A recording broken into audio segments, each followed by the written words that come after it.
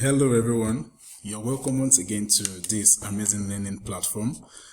Today we're going to be learning about a very important topic in our civic education, and that's in religion and national values. And our topic today, guess what, is employment. People, shall we get right into it? My name is Mr. Omo Godwin. Let's get into it and see what we have for today. Employment, very important topic that is. So what is employment? Employment is defined as what you do as a paying job. Now, this is very important. Employment is what you do, okay, for or as a paying job. It doesn't really matter what you are, perhaps a teacher, an accountant here, a lawyer, administrative guy or girl, whatever you do that gives you the pay. Yeah, very important, people. Very, very important. That is key. Employment is whatever you do that gives you a pay. So it is defined as what you do as a paying job. One, we can also say that employment is an agreement. Yeah, you don't just go there and start doing things. Agreement between who? It's going to be an agreement between the employer and an employee. That the employee will provide certain job services. Okay, now you don't just walk into a place and say, I am going to work, I want to start working and let me get to work and they'll pay me. After you work, you might not get paid. You know why? Because there was no agreement. So very, very important it is for us to know that employment also means an agreement between an employer and an employee. So who is the employer? The one that owns the job. Yep. So we can say the one that owns the job. All right. So this guy works on the job. Yep. So an employer and an employee, they have to come together and they have to agree. Oh, what kind of service will you render me in my organization? It has to be specified because you cannot do everything there. So there are certain things you have to say, all right, I can do this and I can do that. So that's what it is. Let's look at the types of employment that we have. There are 5 types of employment, the 5 main employment types. For example, 1, we have the permanent fixed type employee. We have the casual type of employee. We have apprentices or trainees employee. We have employment agency staff, also called labor hire. We have contractor and subcontractors hired staff. All right, but for our lesson, we're just going to narrow it down to perhaps 3 or so. Now, let's start with the permanent employees. The permanent employee. Do you see how this guy is quite happy? And the other guy is happy. Now, what does this mean? A full-time employee. It means people that work and their job has been guaranteed in the place they work. So their work there is permanent. It's kind of secure. They are kind of sure of their job. So what kind of people are these guys? What's their business? What's their agreement? Now, for a permanent employee, is a full-time employee. It's work standard day. For example, he's going to work from Monday to Friday. Probably 9 a.m. to 5 p.m. That's why I hear people say, I'm doing the 9 to 5 job, kind of job. So a part-time employee does not work that kind of hour because it's going to work less. You understand? But for a permanent employee, let's say for a part-time employee, if you're going to see the difference between a permanent employee and a part-time employee. A part-time employee, they are going to give them regular set hours. It could be from 11 a.m. to 1 p.m. And also, it's not going to be every day, perhaps Wednesday to Friday. But here we see for a permanent employee, they're going to work from Monday to Friday. And that's between the hours of 9 a.m. to 5 p.m. People, you see the bulk of work for permanent employee. All right, they are quite different. So permanent employee, they have the job. They are in the workplace every day, but for part-time employee, they are not there all the time. All right, moving forward, we also want to look at the casual employees. Remember, who is an employee? An employee is someone that is employed or that is taken as a staff in an organization to work a particular kind of job. All right. So for example, a teacher gets to school and is hired to come and teach maths or physics or science. He's employed. So he's an employee. Now, the person that gives him the job or grants him that employment is called the employer. All right, so I just want to clear that because you'll be saying this a lot. Casual employees can be used for short, irregular period of work, but can also work in long-term arrangement. Yeah, so these guys can work irregular kind of period of jobs. All right, they can come in at intervals. They are not like the part-time.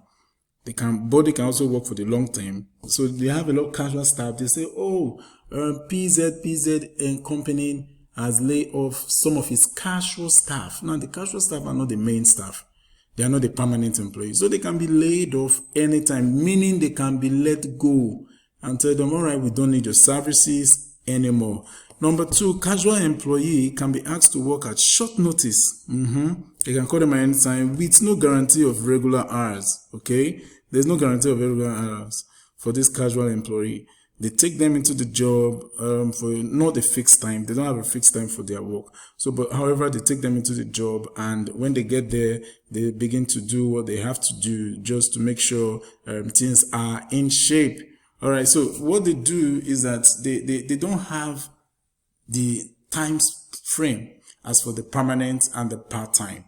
Okay. So that's casual employee. They are called for short irregular period of works. And they can also work in long-term arrangements. That's if up to them. And sometimes they can call in short notice to come and work.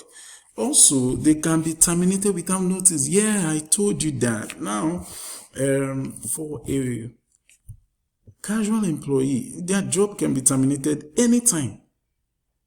Unless they are covered by an agreement or contract specifics that specifies otherwise. Okay, for example, if they have an agreement that says, you cannot lay me off anytime, you have to let me stay on my job, then they'll stay on the job. But guess what? They can just wake up in the morning and, hello, they are no longer needed here. What the hell? What happened? What did we do? Have we wronged you? No, you've not wronged me. And the boss says, you've not wronged me, you don't have to go. That's casual for you. They are good for irregular and short terms of work demand.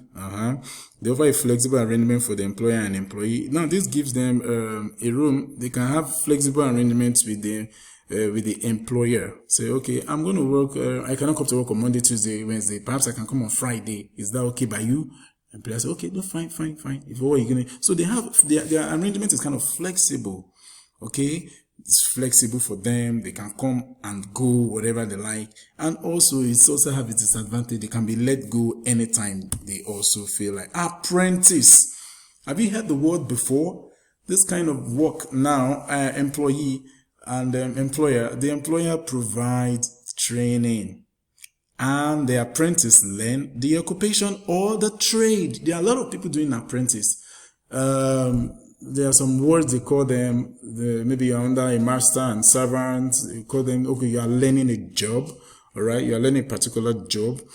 So they expect you to learn, they call it under tutorship. Yep, you learn under tutorship. You are seeing it and you are learning. So you learn over a period of time.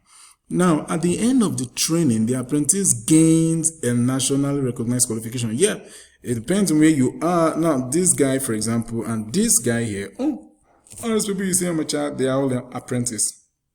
They are working, yeah, but they don't know the job. They are learning. So they got there because they want to learn the job. Apprentices may be employed on a full or part-time basis. Yeah, it can also be of any age. And may already hold the qualification, doesn't really matter. But because you don't know what you want to learn, and anybody can tutor you, you can see what the Smith here is doing. These are catering services. All right, these guys are also working their way up the ladder. So an apprentice can also get to wherever they want to get to if they put in their best. So training can be totally on the job. What we mean by training being on the job is that when you are at the job, that's where you learn. Or a combination of on and off the job program. So you can be apprenticeship outside the place you work, learning stuff outside, or you can be in your organization and you learn on the job. Yeah, so examples of types of employment that we have currently. For example, you can get employment in agriculture, food and natural resources, architecture and construction company, art and studio. Yeah, perhaps you want to be, you can become an actress, a musician, technology and construction company. Yeah, this technology driven. You can become a chef if you so wish. You can also work at education and training institutes. Yep, you can also be in a government parastatal or public administration. You can do your job in the hospital. You see, we have a lot of job opportunity. And that is employment. Things you have to do to get paid. People, you have to work. If you don't work, you remember what I told you guys, our hands must work, else they'll beg. So it is important for us to work because work brings dignity. It doesn't matter the level of job you are doing. It doesn't matter what you do. Make sure you're doing something that is legal and it gives you good money. All right. So for now, evaluation before we wrap up today. What is employment? Can you tell me what employment is? All right, we've said it's so simplified. All right, beautiful. Now, can you tell me the types of employment we have? First, you have to know the number. The number, you can tell us what it is. Nice try, nice try. Can you mention 3 examples of employment that we have also, that we said here so far? Great job. That's a good one. Wow, I'm impressed. I like this class. I like this class. I know you're going to come around. All right, so thank you so much for listening. We are going to have our class activity follow-up, and you know what you're expecting. Is that not so? Thank you so much for listening. So from me to you, I'd like to say bye-bye. See you next